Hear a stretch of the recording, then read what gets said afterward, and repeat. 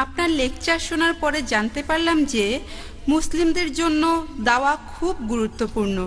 তবে মুসলিম মহিলারা তারা ঘরের দেখাশোনা করে, ভদ্রতা বজায় রাখে। আমার মনে হয় মুসলিম মহিলাদের জন্য দাওয়া দেয়াটা বেশ কঠিন, অন্তর্মুখী মানুষের জন্য আরও কঠিন। এই ধরনের ক্ষেত্রে দাওয়া দেওয়ার ব্যাপারে কিছু বলবেন? বোন প্রশ্ন করলেন যে আমার লেকচার শুনে তিনি বুঝেছেন দাওয়া খুবই গুরুত্বপূর্ণ।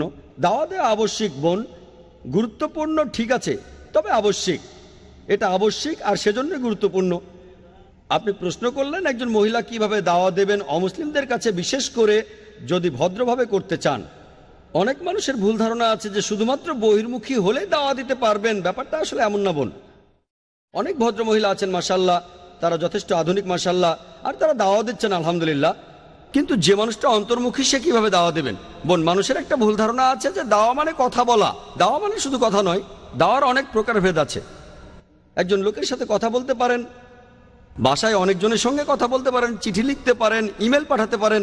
তবে এখানে দাওয়ার ব্যাপারে যদি বলতে হয়, ব্যক্তিগত লেভেলে যা হয়, পুরুষের সাথে পুরুষ বা মহিলাদের সাথে মহিলা, এভাবে আলোচনা হয়। সাধারণত মহিলারা না মেহরামদের সঙ্গে কথা বলেন না। তবে আপনি যদি ইসলামিক শরিয়া মেনে চলেন তাহলে আলহামদুলিল্লাহ আপনি ঘরে বসেও দাওয়া দিতে পারেন। যদি অন্তর্মুখী হন ঠিক আছে, হয়তো ভালোভাবে বলতে পারবেন না, হয়তো লজ্জা পাবেন বা কিছু বলতে চাইবেন না।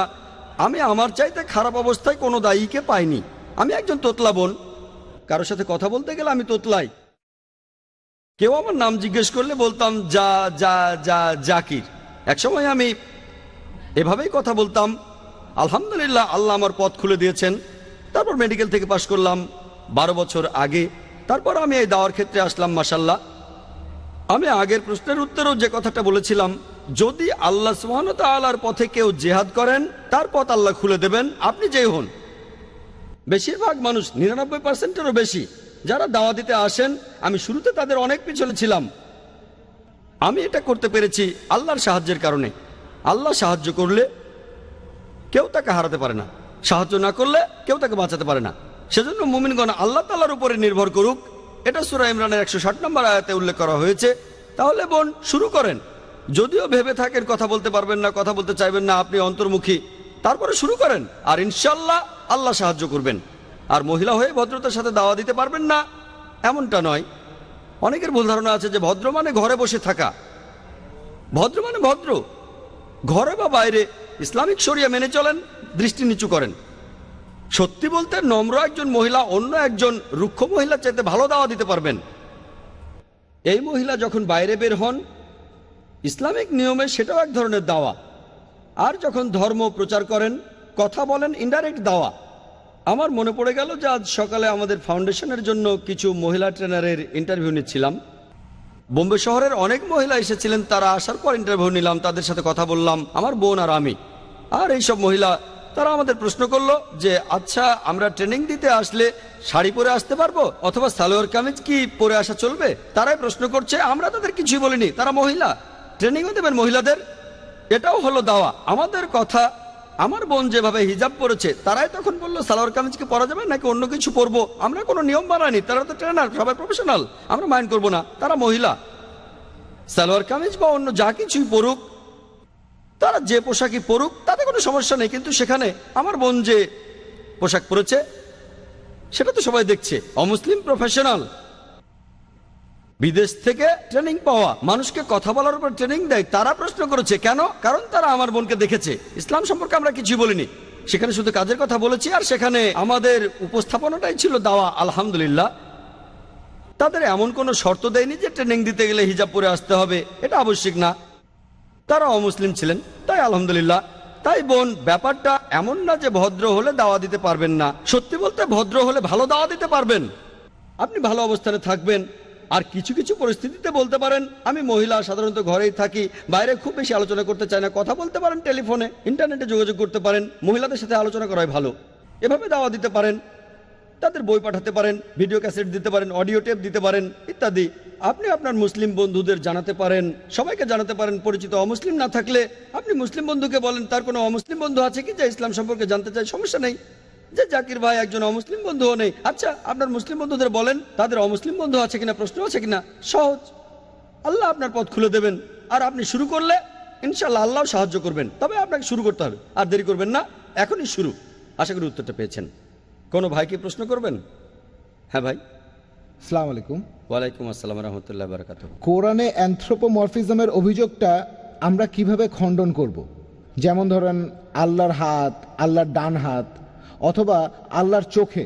এছাড়াও বলা আছে যে কেয়ামতের দিনে আমরা সবাই আল্লাহকে দেখব।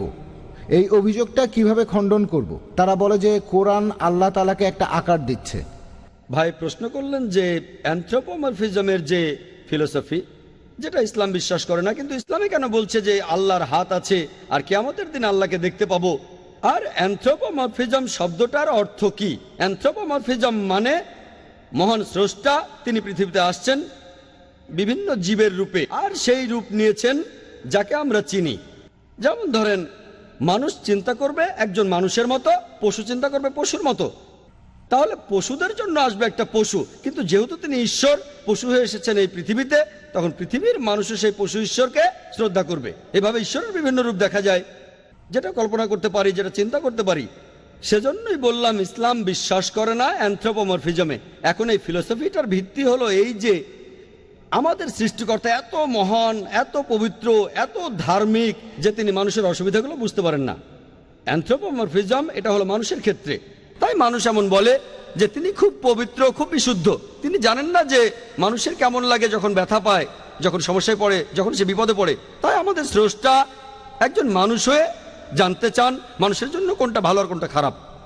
শুনে মনে হতে পারে খুব সুন্দর যুক্তি, সৃষ্টিকর্তা কত পবিত্র, কত বিশুদ্ধ, কত ধার্মিক। তিনি তো মানুষের সীমাবদ্ধতা জানেন না, তাই তিনি মানুষের জন্ম নিয়ে সেটা বোঝার চেষ্টা করেন, তারপর বলেন মানুষের জন্য কোনটা ভালো আর কোনটা খারাপ। ধরেন আমি বানালাম একটা ভিসিআর, ভিডিও ক্যাসেট রেকর্ডার। এখন ভিসিআর এর জন্য কোনটা ভালো আর কোনটা খারাপ সেটা জানার জন্য আমাকে কি ভিসিআর হতে হবে? না। এখন যেহেতু আমি প্রস্তুতকারী, আমিই বানিয়েছি এটা, এর জন্য কোনটা ভালো আর কোনটা খারাপ সেটা জানতে আমাকে ভিসিআর হতে হবে না। আমি যেটা করব, তৈরি করব একটা ইনস্ট্রাকশন ম্যানুয়াল। ইনস্ট্রাকশন ম্যানুয়াল মানুষ জাতির জন্য, সেটা এই পবিত্র কোরআন। এখন ভিসিআর এর জন্য একটা ইনস্ট্রাকশন ম্যানুয়াল লিখব যে যদি ভিডিও ক্যাসেট চালাতে চান ক্যাসেটটা ভেতরে ঢোকান, তারপর প্লে বাটনে চাপ দেন। যদি বন্ধ করতে চান স্টপ বাটনে চাপ দেন। ফাস্ট ফরওয়ার্ড করতে চান এফ বাটনে চাপ দেন। উপর থেকে ফেলবেন না, তাহলে নষ্ট হয়ে যাবে। পানিতে ডোবাবেন না, নষ্ট হয়ে যাবে। আমি একটা ইনস্ট্রাকশন ম্যানুয়াল লিখব। একইভাবে মানুষ জাতির জন্য আল্লাহ সুবহানাহু ওয়া তাআলা হলেন স্রষ্টা, আর মানুষের জন্য সেরা ইনস্ট্রাকশন ম্যানুয়াল, যেটা আগেও বলেছি, হলো এই পবিত্র কোরআন। মানুষের প্রতি নির্দেশগুলো এই বইতে আছে। এখন কারো কারো মনে হতে পারে, আর আপনিও ঠিক বলেছেন, যে কিছু লোক ভুল বুঝে একথা বলতে পারে যে আল্লাহ তাআলার হাত আছে, আল্লাহর আকৃতি আছে। এ কথাটা কোরআনের বিরুদ্ধে যায় কিনা? এই উত্তরটা আছে সূরা সূরাতে। এখানে 11 নম্বর আয়াতে উল্লেখ করা হয়েছে যে লাইসা কামিসলি শাই, কোনো কিছু তার সাদৃশ্য নয়। আল্লাহর মতো আর কিছুই নেই। তিনি শোনেন আর দেখেন, কিন্তু সেটা আমাদের মতো দেখাশোনা নয়। আল্লাহ পবিত্র কোরআনে বলেছেন ওয়া লাম ইয়াকুল্লাহু কুফুয়ান আহাদ, সূরা ইখলাসের 4 নম্বর আয়াতে উল্লেখ করা হয়েছে তার সমতুল্য কেউ নেই। সূরা সূরার 11 নম্বর আয়াতেও একই রকম কথা আছে, কোনো কিছুই আল্লাহ সুবহানাহু ওয়া তাআলার সাদৃশ্য নয়। আল্লাহ যখন হাতের কথা বলছেন, তিনি এখানে মানুষের হাতের কথা বলছেন না। যেমন আঙ্গুল আছে আল্লাহর হাত, ব্যাস, কিভাবে আল্লাহ মালুম। আল্লাহ তাআলা এইভাবে তার কিছু বৈশিষ্ট্যের কথা বলেছেন, কোরআনে আছে আর সহিহ হাদিসে আছে, আমরাও মানি। এটা বাদে আল্লাহ মালুম। তার হাত আছে, আছে, কিভাবে আল্লাহ মালুম। তিনি শোনেন, হ্যাঁ শোনেন, কিভাবে আল্লাহ মালুম। তিনি কি আমাদের মতো সাউন্ড ওয়েভ থেকে কথা শোনেন? সেটা আলাদা, কেমন আমরা জানি না। আমাদের সাউন্ড ওয়েভ লাগে, কানের প্রয়োজন হয়, অঙ্গ প্রত্যঙ্গ সবকিছু। আল্লাহ সুবহানাহু ওয়া তাআলা শোনেন, তবে আমাদের মতো করে না। তাই এই ব্যাপারটা অ্যানথ্রোপোমরফিজমের আওতায় পড়ে না। অন্যান্য ধর্মে দেখবেন অ্যানথ্রোপোমরফিজম বলতে মানুষ ঈশ্বরকে বোঝায়। স্রষ্টা যখন মানুষ হয়ে জন্মান, অন্যান্য ধর্মগুলোতে আছে, হোক সেটা হিন্দুইজম বা খ্রিস্টান ধর্ম, তাকে খাবার খেতে হয়, তাকে তখন ঘুমাতে হয়। পবিত্র কোরআনে সূরা আনামের 14 নম্বর আয়াতে উল্লেখ করা হয়েছে তিনি খাদ্য দান করেন, তাকে কেউ খাদ্য দান করে না। অন্যান্য ধর্মের যে ঈশ্বরগুলো আছে দেখবেন তারা ঘুমায়। পবিত্র কোরআনে সূরা বাকারার 255 নম্বর আয়াতে বলা হয়েছে আয়াতুল কুরসি, আল্লাহু লা ইলাহা ইল্লা হুয়াল হাইয়ুল কাইয়ুম লা তাখুযুহু সিনাতুন ওয়া লা নাওম লাহু মা ফিস সামাওয়াতি ওয়া মা ফিল আরদ, যে তিনি চিরস্থায়ী, তিনি অবিনশ্বর, তার বিশ্রামের প্রয়োজন হয় না, তিনি কখনো ঘুমান না, তন্দ্রা তাকে স্পর্শ করে না। তাহলে দেখতেই পাচ্ছেন এই স্রষ্টাতে অনেক পার্থক্য, নাম এক হলেও পার্থক্য অনেক। তাই যেহেতু আল্লাহ বলেছেন তার হাত আছে, অবশ্যই কিভাবে আল্লাহ মালুম। অ্যানথ্রোপোমরফিজম বলছে না যে আল্লাহকে দেখা যাবে না। আমি যেটা বলতে পারি যে এখানে এই মানুষের রূপে আমরা আল্লাহকে দেখতে পাবো না, তবে পরকাল বা আখিরাতে পরবর্তী জীবনে অবশ্যই আল্লাহকে দেখতে পাবো। সেজন্য একটা হাদিসে বলা হয়েছে যে রোজকে আমাদের দিনে বিচারের পরে যদি যাই ইনশাআল্লাহ, দোয়া করে আপনি যেন বেহেশতে যান। আপনি জান্নাতে গেলে আল্লাহ তাআলা আপনাকে অন্যভাবে বিচার করতে চাইবেন। তিনি আমাদের মতো হবেন না। আমাদের যেমন আছে ঠোঁট, নাক, চোখ, একইভাবে বললাম হাতের কথা, হ্যাঁ আল্লাহর হাত আছে কিভাবে আল্লাহ মালুম। তাই ইসলামের স্রষ্টার ধারণাটা অন্যান্য ধর্মের স্রষ্টার মতো নয়, এর মধ্যে অনেক পার্থক্য আছে। আল্লাহ আমাদের স্রষ্টা, তিনি সম্পূর্ণভাবে আলাদা বৈশিষ্ট্যের। আশা করি উত্তরটা পেয়েছেন। ওয়া আখির দাওয়ানা আলহামদুলিল্লাহি রাব্বিল আলামিন।